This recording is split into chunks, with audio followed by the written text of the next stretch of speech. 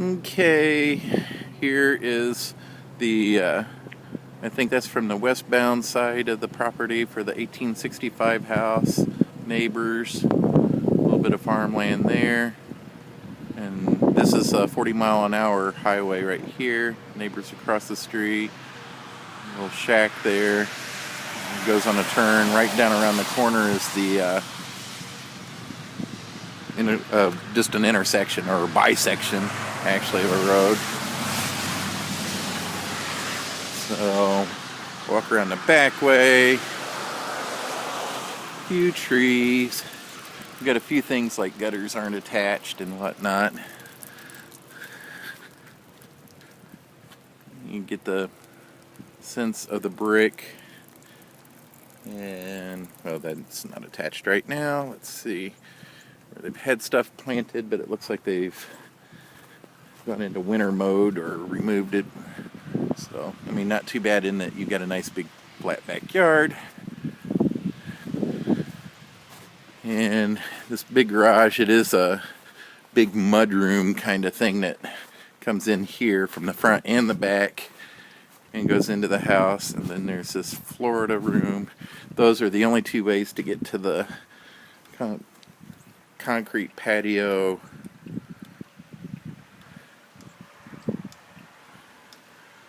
or deck area. There's neighbors on the east side, I guess. There's a view of the traffic coming that way.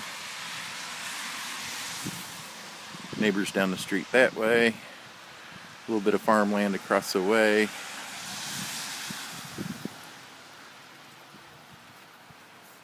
And I'm not even going to try and look in the windows for you. The air conditioners, there's two of them. Usually that's the case anyway for a two-story bigger house, but those look fairly old. I don't know where the property line ends between the two houses. I don't know if it's off of this telephone pole and going up that way or goes over farther. I would think there's not a whole lot of side lot here. And then walking around, okay, this is I just stepped past the front line of the house, so really you get into the front yard and this is it. It's not really a front yard, it's all side and backyard. So it's kind of a slope right down. You're right on the highway. Here's one of the front doors. And you just kind of look out. There's a patio, a bush, a couple more bushes right off the side there. You can see kind of a deep slope, and right there to the road there's a little creek or river or something. I don't know if that's at Boiling Springs. And oh, those must be the house numbers. Must have fallen off from somewhere. And this is kind of the front of the house. And then there's this. I don't know what this is. Big steel plate on the sidewalk. There's concrete that goes underneath it, so I don't know if there's like a well or a hole, or used to be an entrance to a shelter. So front steps, and the mailbox is right on the highway, so you have to actually step out onto the shoulder of 174 to get the mail. And a little lamp post.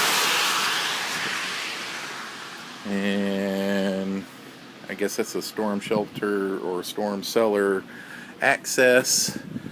Kind of a side door on the patio. Oh, careful not to slide on anything. And then there's a little bit of a kind of a front side yard right here. And we're coming on the other side of this mudroom connection from the garage. Obviously this was all an addition. I don't know that you can really see much in there. Too much reflection off of the condensation. So anyway, and then there's the driveway. There's a space off to the side for two vehicles to park. It is a good sized garage. I mean, it almost looks like 4 cars, this oversized garage on each side, so like 2.5 maybe. So I don't know. This is here for you to look at and have the tour.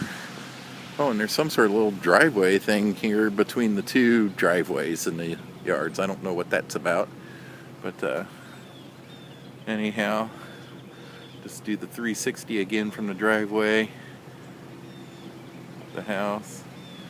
Oh, I hear a car coming.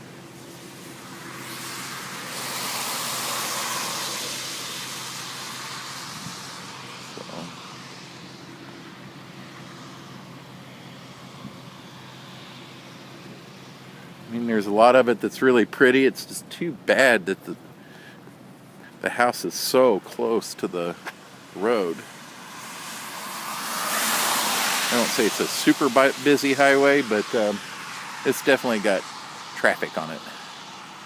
And as I mentioned, let's see, walk through here a little bit. Oh, a lot of ice. So you get a sense of how the curve goes, and there goes the vehicle. And just kind of stepping out.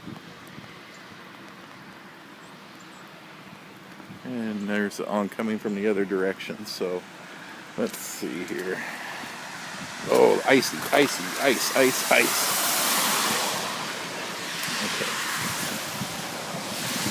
So that's it for the tour.